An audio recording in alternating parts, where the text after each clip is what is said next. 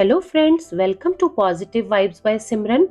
और आज हम आपके लिए लेकर आए हैं मेरे पास तुम हो कहानी का पार्ट 4। तो चलिए बिना देरी के इसे स्टार्ट करते हैं। फोन रखते ही पारुल कुछ पल वहीं खड़ी रही, फिर अलमारी खोली और धीरे धीरे अपने कपड़े निकालने लगी। जरूरी सामान सूटकेस में डालने लगी। उसके हाथ कांप रहे थे, लेकिन मन अजीब तरह से शांत था। उसने अपने गहने, मेकअप और कुछ जरूरी चीजें बैग में रखी। हर कपड़े के साथ वो अपनी पुरानी जिंदगी भी जैसे समेट रही थी। और बाहर कार्तिक, जिसे अभी तक नहीं पता था कि उसकी दुनिया बस अब टूटने ही वाली है। करीब 1 घंटे बाद बाहर गाड़ी रुकने की आवाज आई। खिड़की से झांकते ही पारुल ने देखा, आदित्य की वही चमचमाती कार खड़ी थी। उसका दिल जोर जोर से धड़कने लगा। उसने सूटकेस बंद किया और गहरी सांस लेकर वो कमरे से बाहर निकल आई। ड्राइंग रूम में कार्तिक अब भी वहीं बैठा था। पारुल को बैग के साथ देखकर वो एकदम से खड़ा हो गया। ये ये क्या कर रही हो पारुल? कार्तिक की आवाज कांप रही थी। पारुल ने आंखें चुराते हुए कहा, मैं जा रही हूँ कार्तिक। कार्तिक जैसे वहीं जम गया। अगले ही पल वो उसके पैरों में बैठ गया। उसका सिर पारुल की गोद में गिर पड़ा। प्लीज मत जाओ पारुल, मैं तुम्हारे बिना नहीं जी पाऊंगा। तुम जो कहोगी मैं वही करूंगा। तुम्हारी सारी गलतियां अब मैं भूल जाऊंगा। बस तुम मेरे पास रहो। उसी वक्त कमरे में उनके बेटे की नींद खुल गई। उसने अपनी माँ को सूटकेस के साथ देखा तो वो भी डर गया। मम्मा, आप कहाँ जा रही हो? पारुल एक पल को रुकी। उसके बेटे की आंखों में भी आंसू थे। कार्तिक ने अपने बच्चे को सीने से लगा लिया और रोते हुए बोला, देख लो पारुल, हमारा बच्चा, हमारा घर, सब कुछ टूट जाएगा। पारुल की भी आंखें भर आई, लेकिन उसने खुद को सख्त कर लिया और धीरे से अपने बेटे का माथा चूमा और अपने बेटे से कहा, मैं थोड़े दिन में वापस आ जाऊंगी। और वो दरवाजे की तरफ बढ़ गई। बाहर आदित्य गाड़ी के पास खड़ा था। पारुल को देखकर उसने आगे बढ़कर सूटकेस पकड़ा। कार्तिक दरवाजे पर खड़ा ये सब कुछ देख रहा था, जैसे कोई उसकी जिंदगी छीन कर ले जा रहा हो। गाड़ी स्टार्ट हुई और पारुल उसमें बैठकर चली गई। और पीछे रह गया कार्तिक, खाली घर और एक टूटा हुआ बच्चा। उस रात कार्तिक फर्श पर बैठा रहा। हाथ में पारुल की तस्वीर थी और बस एक ही लाइन बार बार उसके होठों पर आ रही थी, पारुल, मेरे पास तुम हो और फिर भी तुम चली गई। गाड़ी खामोशी से आगे बढ़ गई। पारुल खिड़की से बाहर देख रही थी। चमकती सड़कें, बड़े बड़े फ्लैट्स, शहर की रोशनी और वही जिंदगी जिसके सपने उसने देखे थे। आदित्य ड्राइव कर रहा था और बीच बीच में पारुल की तरफ देखकर मुस्कुरा रहा था। तुमने सही फैसला लिया है पारुल, आदित्य ने हल्की आवाज में कहा। पारुल, अब तुम्हें पीछे मुड़कर देखने की कोई जरूरत नहीं है। पारुल ने सिर हिला दिया, लेकिन दिल के किसी कोने में कार्तिक की टूटी हुई आंखें घूम रही थी। आदित्य उसे अपने अपार्टमेंट ले आया और अंदर कदम रखते ही पारुल को सब कुछ बहुत आलीशान लगा। महंगे सोफे, बड़ी बालकनी और शहर का खूबसूरत नजारा। आदित्य ने पानी दिया और बोला, पारुल, तुम बहुत थक गई होगी, आराम कर लो। कुछ देर के बाद आदित्य फोन पर किसी से अंग्रेजी में बात करने लगा। पारुल सोफे पर बैठी उसे देख रही थी। तभी उसने सुना, हाँ वो आ गई है और अब सब मेरे कंट्रोल में है। ये सुनकर पारुल चौंक गई। आदित्य ने कॉल काटते हुए उसकी तरफ देखा और मुस्कुराया। कि काम का कॉल था, लेकिन उस मुस्कान में अब उसे पहले जैसी गर्माहट नहीं लगी।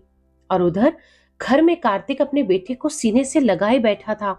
बच्चा बार बार माँ के बारे में पूछ रहा था कि पापा, मम्मा कब आएगी। कार्तिक उसके इस सवाल का कोई जवाब नहीं दे पा रहा था। उसने पहली बार महसूस किया कि अब उसे सिर्फ रोना नहीं, मजबूत बनना पड़ेगा। उसने मन ही मन कहा, अगर पारुल वापस आएगी तो मैं वहीं रहूंगा, और अगर नहीं आई तो मुझे अपने बच्चे के लिए जीना होगा। और वहां पारुल बालकनी में खड़ी थी। नीचे शहर जगमगा रहा था, लेकिन उसके अंदर एक अजीब सा खालीपन भरने लगा था। शायद ये शुरुआत थी पछतावे की, या फिर कुछ और। सुबह जब पारुल की आंख खुली तो वो एक अजनबी कमरे में थी। कुछ पल लगे उसे समझने में कि अब ये उसका घर नहीं है। पास वाली साइड खाली थी। आदित्य शायद ऑफिस निकल चुका था। उसने फोन उठाया, कोई मैसेज भी नहीं था और कोई गुड मॉर्निंग भी नहीं। बालकनी में जाकर नीचे देखा, वही ऊंची इमारतें, वही दौड़ती गाड़ियां, लेकिन अब सब बहुत ठंडा सा लग रहा था। और तभी आदित्य का मैसेज आया, पारुल, तुम्हारा ब्रेकफास्ट डाइनिंग पर लगा हुआ है और ड्राइवर तुम्हें ऑफिस में ड्रॉप कर देगा जब भी तुम चाहो। बस इतना सा ही मैसेज था। ये पढ़ के पारुल का दिल बैठ गया। कल तक जो बातें प्यार भरी लग रही थी, आज वो सब प्रोफेशनल लगने लगी। दोपहर में आदित्य घर आया। उसने बिना पारुल की तरफ देखे लैपटॉप खोला और बोला, आज से तुम्हें मेरे साथ ऑफिस चलना होगा। अकेले बाहर मत निकलना और मीडिया से थोड़ा सा दूर रहना। ये सब सुनकर पारुल चौंक गई। लेकिन क्यों? पारुल ने आदित्य से कहा। तो आदित्य ने ठंडे लहजे में कहा, तुम अब मेरी रिस्पॉन्सिबिलिटी हो पारुल। ये शब्द पारुल को चुभ गए। और उधर कार्तिक अपने बेटे को स्कूल छोड़कर लौटा तो खाली घर ने उसे अंदर तक तोड़ दिया। उसने अलमारी खोली। पारुल की खुशबू अब भी कपड़ों में थी। वहीं खड़े खड़े उसकी आंखों से आंसू बहने लगे। लेकिन फिर उसने खुद को संभाला। अपने बेटे के लिए उसने पहली बार अपने पुराने दोस्तों को कॉल करना शुरू किया। काम के बारे में पूछने लगा और एक्स्ट्रा शिफ्ट लेने लगा। अब वो रो नहीं रहा था, अब वो तैयार हो रहा था। रात को पारुल ने चुपके से कार्तिक को कॉल किया। बेल गई, लेकिन कार्तिक ने फोन नहीं उठाया। उस पर पारुल को पहली बार एहसास हुआ कि जिसे उसने छोड़ा है वो शख्स अब बदल रहा है। ऑफिस में पारुल को बैठे हुए अभी आधा घंटा ही हुआ था कि आदित्य का मैसेज आया कि तुम केबिन में ही बैठो, मैं मीटिंग के बाद आ रहा हूं। वो हैरान रह गई कि पहले दिन से ही उसे अलग थलग क्यों रखा जा रहा है। जब आदित्य आया तो उसने बिना किसी भाव के कहा, पारुल, तुम बाकी स्टाफ से ज्यादा बातचीत मत किया करो, मुझे ये सब अच्छा नहीं लगता। लेकिन पारुल ने धीरे से पूछा, लेकिन क्यों? तो आदित्य ने सीधा सा जवाब दिया कि पारुल, अब तुम मेरी हो, सिर्फ मेरी। ये शब्द कभी पारुल को अच्छे लगते थे, लेकिन आज ये शब्द उसे डरावने से लगे। शाम को घर लौटते वक्त पारुल ने गाड़ी में आदित्य से कहा, आदित्य, मुझे मेरे बेटे से बात करनी है। तो आदित्य ने ठंडे से लहजे में कहा, अभी नहीं, पहले यहाँ सब कुछ सेट हो जाने दो। उस रात पारुल बहुत रोई, तकिए में मुंह छुपाकर बिना किसी आवाज के। और उधर कार्तिक अब सुबह जल्दी उठने लगा था। बेटे का टिफिन वो खुद बनाने लगा, स्कूल खुद छोड़ने जाता और ऑफिस के बाद वो उसने पार्ट टाइम भी पकड़ लिया था। एक दिन उसके बेटे ने मासूमियत से पूछा, पापा, मम्मा हमें छोड़कर क्यों गई है? कार्तिक के होंठ कांप गए। वो बस इतना ही कह पाया कि बेटा, मम्मा थोड़ी सी कंफ्यूज है, वापस आ जाएंगी। लेकिन उसका दिल जानता था कि ये रास्ता बहुत लंबा है। और वहां पारुल आदित्य का एकदम से बदला हुआ बर्ताव देखकर मन ही मन सोच रही थी और उसे समझ में आ रहा था कि ये शायद प्यार नहीं था, वो तो एक कैद थी। महीने यूं ही निकलने लगे। कार्तिक अब पहले जैसा नहीं रहा था। वो पारुल को याद जरूर करता था, लेकिन चुपचाप, मन ही मन। उसके बेटे ने भी धीरे धीरे हालात को स्वीकार कर लिया था। स्कूल, होमवर्क और दोस्तों में उलझकर वो अब ज्यादा सवाल नहीं करता था। कार्तिक ने खुद को काम में पूरे तरीके से झोंक दिया था। सुबह ऑफिस, शाम को पार्ट टाइम और रात अपने बेटे के साथ। दर्द था उसके दिल में, मगर अब उसने रोना छोड़ दिया था। और उधर पारुल आदित्य के घर में रह तो रही थी, लेकिन वो चमक अब उसके चेहरे पर नहीं थी। उसी घर में एक बुजुर्ग से अंकल काम करते थे, आदित्य के पिता के पुराने भरोसेमंद आदमी। उन्होंने सब कुछ अपनी आंखों से देखा था, पारुल का किस तरीके से उनके घर में आना और आदित्य की रंगीन जिंदगी और उसका बदलता रवैया। एक दिन उनसे रहा नहीं गया। उन्होंने आदित्य की पत्नी को, जो कि विदेश में थी, फोन करके सब कुछ सच सच बता दिया। और फिर एक दिन अचानक आदित्य घर पर नहीं था और पारुल घर पर अकेली थी। दरवाजे की घंटी बजी। जैसे ही पारुल ने दरवाजा खोला, सामने आदित्य की पत्नी खड़ी थी। पारुल कुछ समझ पाती उससे पहले ही एक जोरदार तमाचा उसके गाल पर पड़ा। ये है वो औरत, उसने गुस्से से कहा। ये सब सुनकर पारुल सुन्न हो गई। उसी पल उसने पुलिस को कॉल किया और आदित्य को उसी के ऑफिस में उसकी पत्नी के कहने पर वहीं पर गिरफ्तार कर लिया गया। पुलिस आदित्य को लेकर उसके घर आई, जहां पर पारुल भी हक्की बक्की मौजूद खड़ी थी। तो आदित्य की पत्नी ने सख्त लहजे में कहा, ये पूरा कारोबार मेरे पापा ने खड़ा किया है, जिस पर तुम दोनों ऐश कर रहे हो और दूसरी औरतों को भी ऐश करा रहे हो। ये सब कुछ तुमसे अब वापस ले लिया जाएगा। और आदित्य को जेल भेज दिया गया और पारुल वहीं खड़ी रह गई।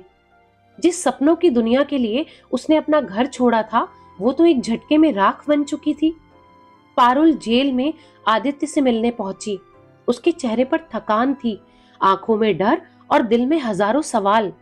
और सामने बैठा आदित्य, अब वही कॉन्फिडेंट बिजनेसमैन, अजीब सा लग रहा था, डरा हुआ, झिझका हुआ।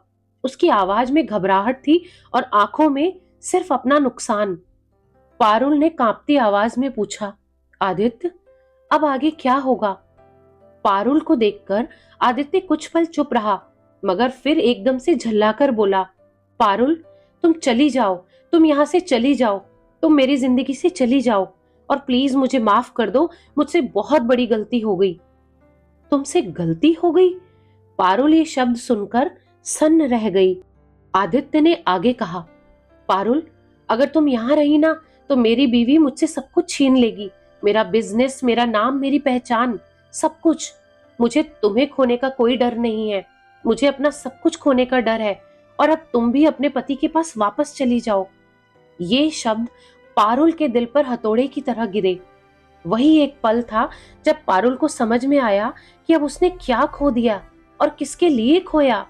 जिस आदमी के लिए उसने अपना घर, अपना बच्चा और अपना प्यार छोड़ा, उसके लिए वो सिर्फ एक अब परेशानी थी।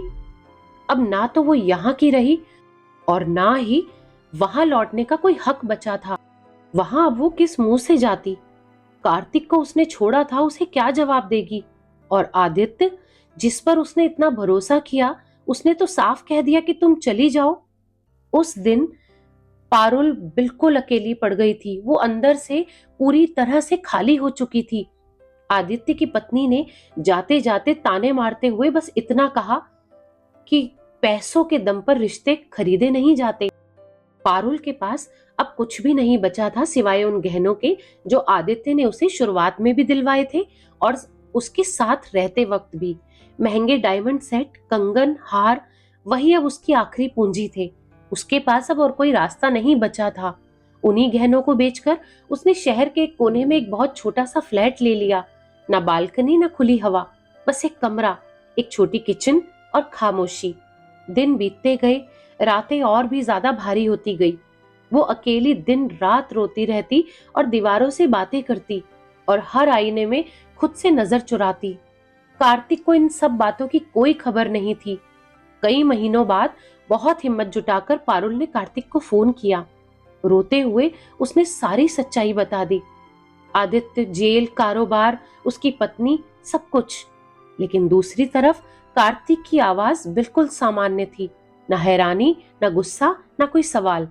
उसे आदित्य के छोड़ने पर भी कोई झटका नहीं लगा, क्योंकि आदित्य कैसा है इसकी भनक उसे बहुत पहले ही लग चुकी थी। पारुल फोन पर फूट फूट कर रोती रही और कार्तिक बस चुपचाप सुनता रहा। कॉल खत्म हुई और पारुल वहीं बैठी रह गई और वो सोच रही थी कि जिस इंसान की आंखें कभी उसका एक आंसू देखकर भर आती थी, आज उसकी पूरी कहानी सुनकर भी उसकी आवाज तक नहीं बदली। दिन यूं ही बीतते गए। पारुल हर सुबह यही सोचकर उठती कि शायद आज कार्तिक का फोन आएगा, शायद वो पलटकर पूछेगा कि वो कैसी है। लेकिन दिन महीनों में बदल गए और फोन खामोश ही रहा। आखिर एक दिन पारुल ने खुद ही हिम्मत जुटाई और कार्तिक को कॉल किया। फोन उठाते ही वो रो पड़ी। कार्तिक, मुझसे बहुत बड़ी गलती हो गई, मुझे माफ कर दो। याद है हमारे वो दिन, वो लव मैरिज, वो साथ बिताए साल? मैंने सब बर्बाद कर दिया, लेकिन अब मैं तुमसे दिल से माफी मांगती हूँ और मैं तुम्हारे पास वापस आना चाहती हूँ। वो उसे बार बार अपने रिश्ते का वास्ता देती रही, अपनी गलतियों को मानती रही, गिड़गिड़ाती रही। कुछ पल चुप रहने के बाद कार्तिक ने बहुत ही शांत आवाज में कहा, पारुल, जब तुम गई थी उस दिन मैं बहुत टूट गया था, लेकिन अब मैं अपने बेटे के लिए खुद को पूरे तरीके से जोड़ चुका हूं। उसने आगे कहा, पारुल, तुम्हें पैसे और चमकती जिंदगी चाहिए थी ना, और मुझे बस मेरा परिवार। अब मेरे पास तुम्हारे लिए ना गुस्सा बचा है, ना कोई शिकायत, बस एक खाली जगह है जिसे मैं भरना सीख चुका हूं। कार्तिक की ये बातें सुनकर पारुल अंदर तक कांप गई और कार्तिक ने पारुल से आखिरी बात कही, कुछ फैसले ऐसे होते हैं पारुल, जो दोबारा कभी सुधारे नहीं जा सकते। कार्तिक ने कॉल काट दी। पारुल देर तक फोन हाथ में पकड़े बैठी रही और रोती रही। आज उसे साफ समझ आ चुका था कि जिस प्यार को उसने दौलत की चकाचौंध में ठुकराया था, अब वो दोबारा उसे कभी नहीं मिलेगा। अब ना वो किसी की पत्नी थी और ना ही किसी की चाहत। अब वो थी तो बस एक अकेली औरत, जिसे अपनी सबसे बड़ी गलती बहुत देर से समझ आई। कुछ रिश्ते ऐसे होते हैं जिन्हें पाने में सालों लग जाते हैं और खोने में बस एक फैसला ही काफी होता है। सच्चा प्यार कभी शोर नहीं करता, वो चुपचाप सहता है, इंतजार करता है, और जब टूट जाता है तो दोबारा कभी भी वैसा नहीं बन पाता। तो दोस्तों, अब आप ही बताइए कि क्या कार्तिक को पारुल को वापस बुला लेना चाहिए था, या जो इंसान एक बार रिश्ते को पैसों और चमकती जिंदगी के लिए छोड़ दे, उसे दूसरा मौका नहीं मिलना चाहिए? क्या गलती मान लेने से हर जख्म भर जाते हैं, या कुछ फैसले ऐसे होते हैं जिनकी माफी भी बेअसर हो जाती है? अगर आप कार्तिक की जगह होते तो क्या करते? प्यार को दूसरा मौका देते, या अपनी इज्जत और अपने बच्चे के भविष्य को चुनते? और अगर आप पारुल की जगह होते तो क्या दौलत के पीछे भागते, ऐसे प्यार को छोड़कर, या उस इंसान को थामे रखते जिसने हर हाल में तुम्हारा साथ निभाया? कमेंट करके जरूर बताइएगा कि आपका फैसला क्या होता। अगर आपकी जिंदगी में भी कोई ऐसी कहानी है, प्यार, धोखा, पछतावा, या फिर कोई अधूरा रिश्ता जिसे आप शब्दों में बयां करना चाहते हैं, तो हमें अपनी कहानी जरूर भेजिएगा। अगर आप अपनी पहचान छुपाकर रखना चाहते हैं तो आप हमें ईमेल कर सकते हैं। मैंने अपनी जीमेल आईडी डिस्क्रिप्शन बॉक्स में दे दी है। हम आपकी आवाज बनेंगे, क्योंकि कई बार अनकही बातें ही सबसे ज्यादा भारी होती है। तो अगर ये कहानी आपको पसंद आई हो तो लाइक करें, कमेंट करें, शेयर करें और चैनल को सब्सक्राइब करना ना भूलें। Thanks for listening.